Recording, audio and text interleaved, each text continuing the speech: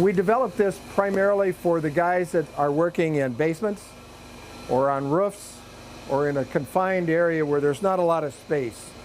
What we're going to do today is shoot about a 14-foot liner. This is an inversion process, and we're using air to drive the inversion process. The unit itself comes with different size nozzles, different size bats depending on the size, the equipment that or the material that you're putting through the liner. Today we're using 4-inch material, so we have a 4-inch nozzle. This system is a little bit different than some of the other lining systems that utilizes a different process.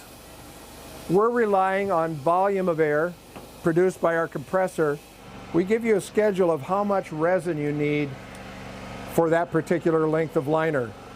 And we measure our resin by weight. So we know that we have a certain amount of weight of resin total. And once we've determined the amount of resin weight total, we use a 4-part base, 1-part hardener. So we have 5 parts of resin. I know that this particular material we're using today is a liner that requires 0.8 pounds of resin per foot. So that's how I would determine how much resin I need. We've got 2 different colors that we're mixing together here. We have a blue and we have a yellow hardener that goes with it. And when you mix the 2 together, we should get a kind of a blue-green type tint. We do that for the purpose of knowing that we've fully mixed the resin. All resins for this process are sensitive to heat. So the warmer that resin is, the faster it's going to kick off. All resins that are used in this CIPP process are rated based on 77 degrees Fahrenheit. The resin I believe we're using today is a 60-minute work time resin. At 77 degrees, you've got about an hour to work with this stuff before you can't add any more resin, hardener, or base to the mix.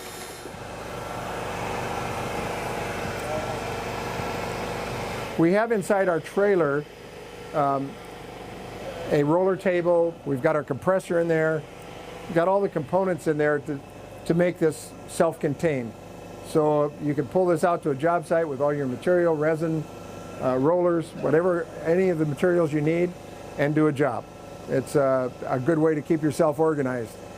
Although with the size of this machine, you can go on a pickup truck and do the job as well. So it kind of depends on your level of operation and how you do things. You certainly don't need this, but if you're a high production crew that does liners every day, something like this makes a lot of sense. They're running that through the calibration roller with the vacuum pump still attached. The vacuum is a very crucial part of the process. If you have a failure and a root grows through your line because you didn't pull a vacuum on it, you're going to be the one paying. With the vacuum pump and the calibration roller, it's basically a one pass through the cow roller and you're done. Our little vacuum pump, if you notice, is laying on the floor. It's actually a vacuum generator hooked to a little bitty compressor to pull vacuum. So you don't have a big vacuum pump that you got to lug with you. We've got a long enough hose on it so that it'll follow the liner as it's coming through the vacuuming process. Okay, so now what we're going to do is load our liner, our wetted out liner, into our unit. We're using a lubricant called Slick. It's a lubricant that we devised several years ago to address a problem. A lot of the guys use vegetable oil, and if any of you have used vegetable oil, it ends up staining flooring and a lot of things.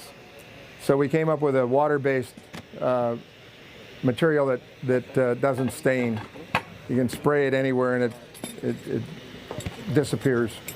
We want to make sure that we've got a very lubricated liner. The reason being, as this liner is turning inside out, you have 2 plastic surfaces that are coming in contact with each other. And if you have ever been around plastics, they tend to want to stick together. So you put a different, you put a molecular coating on, which in this case happens to be our Slick, to keep that from sticking. That's the only purpose for it. What Ben is adding to the front end of this thing is a leader piece. We could have welded on a leader and started our liner right down at the beginning where we wanted to start it. It's kind of a process that you may want or may not want to do, but you can start a liner virtually from any location. For those of you that use a Canaflex type hose, instead of the Canaflex hose, you can weld on a leader, and it's a lot less work than handling some big hoses and threading stuff through it. We use basic clamps, torqued to 60 inch-pounds. One day on a job site when I was using one clamp, and I got to the end and shot my liner, and the clamp broke, and my liner just kept on going down the line. So hence the two clamps. Okay, so what we're going to do is introduce air slowly.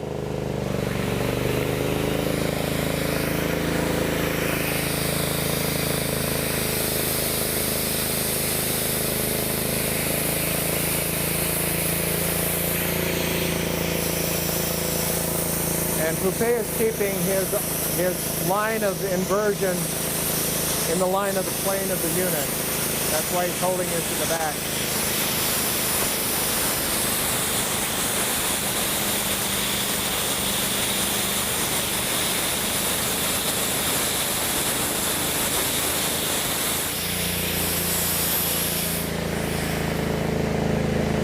Okay, now when we're at the second half of the installation, we're going to stuff the tailpiece inside the gun. And we're going to fold the tail over and put a rubber band on that so that when we invert the last part of it, the liner stays together and holds air and doesn't exhaust air and end up being short of finishing at the end.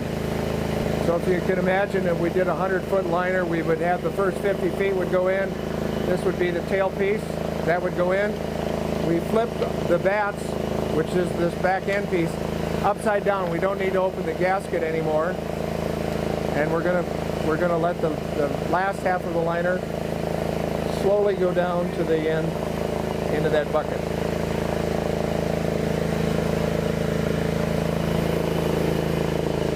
You can see it pass, and we're there. So now we have our liner in place. The next part of the process is to add a calibration tube to the liner to hold it round until it's cured. That calibration tube will remain in there until that process is done. We can do that with either water or air, heated water or ambient cure air.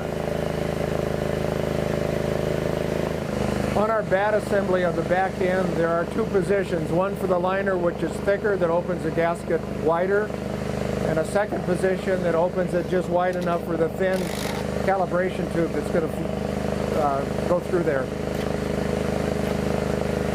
We repeat the process, basically what we did with the liner.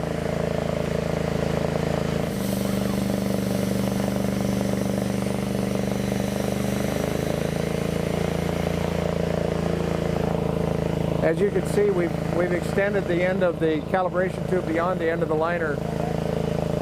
And if that were the sewer main that we went in, it would hit the other side of the main and just bend downstream. So that's basically the process. From this point forward, we're going to hook up a manifold to add air pressure to hold this in place until it's cured. And then basically we're going to watch paint dry here for the next few hours. From cleaning, prepping, getting ready, 2 guys a half a day should be able to knock out a liner. And if you had heat, that includes curing it and walking away, being done. And as the calibration tube fills with air, we'll be holding this until the liner is cured.